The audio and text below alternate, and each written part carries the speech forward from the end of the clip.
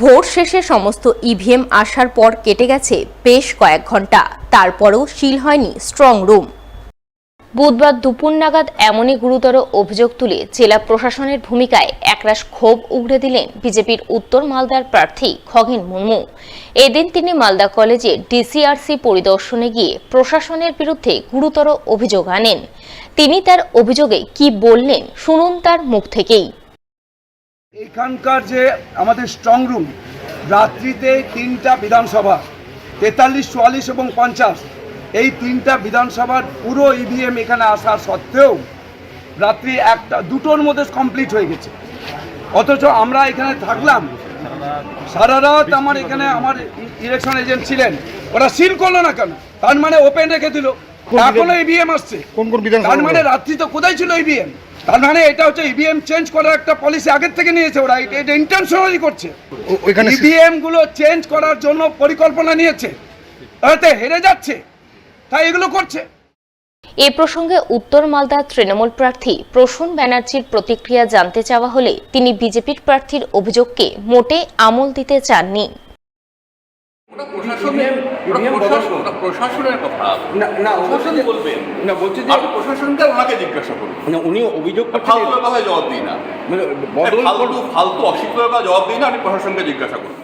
Vote শেষে ভোটের হাওয়া লাগলো কার পালে? জনতা জনার্দনের আশীর্বাদ পাবেন কে? এই প্রসঙ্গে কি জানালেন দক্ষিণ মালদার বাম সমর্থিত কংগ্রেস প্রার্থী ঈশা খান চৌধুরী এবং উত্তর মালদার বিজেপি প্রার্থী খগেন মুর্মু, শুনুন তাদের মুখ থেকেই। হাওয়াটা খুব ভালো, আর ভোট হওয়ার পরেও আমরা যখন ফেরত আসছি সব জায়গাতে আমাদের কর্মী ক্যাডাররা ভোটাররা খুব খুশি, সাহারা খুব ভালো, ওরা বলছে আমাদের ভোট খুব সুন্দর হয়েছে আর মোটামুটি শান্তি হয়েছে। ভালো করে মানে 2-3 জায়গায় ছোটো মোটো ইনসিডেন্ট হয়েছে। আমাদের এই আশাবাদী যে আমরা মানুষের দুয়া, আশীর্বাদ এবং ভালোবাসা আমরা পেয়েছি এবং আমরা 1 নম্বরে থাকব মানুষের জন্য। মানুষ আমাদের ভালোবাসা যেভাবে দিয়েছেন আর যেভাবে সাহারা দিয়েছেন, আমরা কনফিডেন্ট আছি আমরা 1 নম্বরে আছি। সকাল থেকে রাত্রি যে সন্ধ্যা পর্যন্ত সমস্ত বুথে বুথে যখন মানুষের সঙ্গে যোগাযোগ করছি, যখন মানুষের সঙ্গে দেখা সাক্ষাৎ করেছি এবং আমার নিজের বুথেও যখন ভোট দিতে গেছি, সেই সময়তে মানুষের একটা উৎসাহ উদ্দীপনা দেখেছি। যেভাবে আমার ওই 1.5 মাস ধরে মানুষের কাছে প্রচারে যখন গেছি, মানুষের বাড়ি বাড়ি গেছি, আমার দেবতুল্য সমস্ত ভোটার এবং দেবতুল্য সমস্ত কার্যকর্তা পদাধিকারী তাদের সঙ্গে যখন গেছি, মানুষের সাড়া ব্যাপক পেয়েছে। মানুষ আমাদের বাড়ি থেকে বেরিয়ে এসে আমাদের সবাইকে এখানে সবাই আশীর্বাদ করেছেন, পার্টিকে এবং প্রার্থীকে। আমি জিজ্ঞেস করেছি কি আমাকে রেখেছেন তো আপনাদের হৃদয়ের মধ্যে? বলছে আপনি সময় সেটা টের পাবেন 4 তারিখে। শত্রুতা করে কেউ বা কারা আগুন লাগালো পোল্ট্রি মুরগির ফার্মে। আগুনে পুড়ে ছারখার হয়ে গেল গোটা ফার্ম, ক্ষয়ক্ষতি হলো কয়েক লক্ষ টাকার। বুধবার 7 সকালে এই ঘটনাকে ঘিরে জোর চাঞ্চল্য ছড়ালো মালদার হবিবপুর থানার বুলবুলচন্ডী অঞ্চলে দক্ষিণ অনাইল এলাকায়। জানা গেছে পোল্ট্রি ফার্মের মালিকের নাম প্রশান্ত শীল, বাড়ি বুলবুলচন্ডী অঞ্চলের ঝিনেপুকুর এলাকায়। তিনি ধার দেনা ও ব্যাংক লোন করে মাস কয়েক আগে বুলবুলচন্ডীর দক্ষিণ অনাইল এলাকায় পোল্ট্রি মুরগির ফার্ম তৈরি করেন। বর্তমানে সে ফার্মে 1000 মুরগি ছিল, যা 2-4 দিনের মধ্যেই বাজারে বিক্রি করতেন। কিন্তু তার আগে বুধবার ভোররাতে বড়সড় অঘটন ঘটে যায়।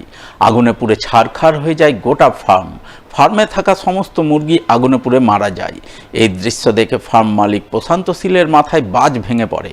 ক্ষয়ক্ষতির বহর দেখে তিনি তৎক্ষণাৎ অসুস্থ হয়ে জ্ঞান হারান। পরিবারের লোকজনেরা তাকে বুলবুলচন্ডী গ্রামীণ হাসপাতালে ভর্তি করেন। প্রশান্তর ভাই সুশান্ত শীল জানান, এটাই ছিল তাদের জীবন জীবিকার একমাত্র সম্বল, যা ধার দেনা ও ব্যাংক লোন করে তৈরি করা হয়েছিল। তাই ফার্ম পুড়ে যাওয়ায় তারা অথই জলে পড়েছেন। লোন মুকুবের জন্য সরকারের কাছে আবেদন জানাচ্ছেন। আমার দাদা প্রশান্ত শীল একটা লোন নিয়ে একটা পোলট্রি ফার্ম করেছিল, দক্ষিণ অনাল বলছে বুলবুলচন্ডী অঞ্চল। তো লোন নিয়ে করেছিল একটা পোলট্রি ফার্ম। তো আজকে রাত্রে 3টার দিকে এসে দেখে সব মরে গেছে বা জ্বলে গেছে, সম্পূর্ণ জ্বলে গিয়ে মুরগি একটা বাঁচিয়ে দেখে ওই অবস্থায় দাদা দেখে অজ্ঞান, এখনও হাসপাতালে ভর্তি আছে। তো এটা আমার যেহেতু বক্তব্য যে হচ্ছে কেউ জ্বালিয়েছে হিংসাম্য করে, তো আমরা এটা সঠিক চাই।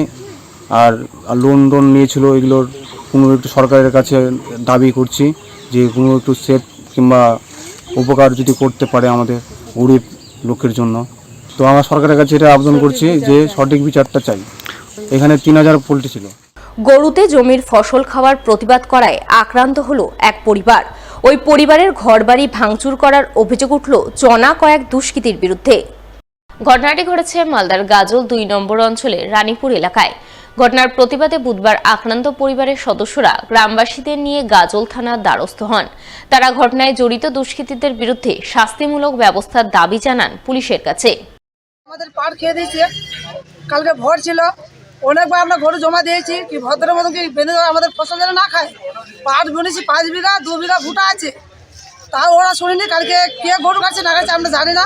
আমার সামনে রান্না করে আমি গেছিলাম ভোট দিতে, আইসে দেখেছি আমার বাড়ি এসে সব মানে চুরমার, বাড়ি ঘর সব চুরমার করছে, বা চেয়ার পাড় জল টাইল যা তো মানে জাংলা খাবার সব ভেঙে চুরমার। আর আমাকে বলে আমার স্বামীকেও কাটবে কুটি কুটি করে, আমার ছেলেকেও কাটবে, গুলি করবে। তার জন্য আমাদের বাড়ি এসছে, কালকে এসেছিলাম, আমাদের ডায়েরি নেয়নি, তার জন্য এসেছি।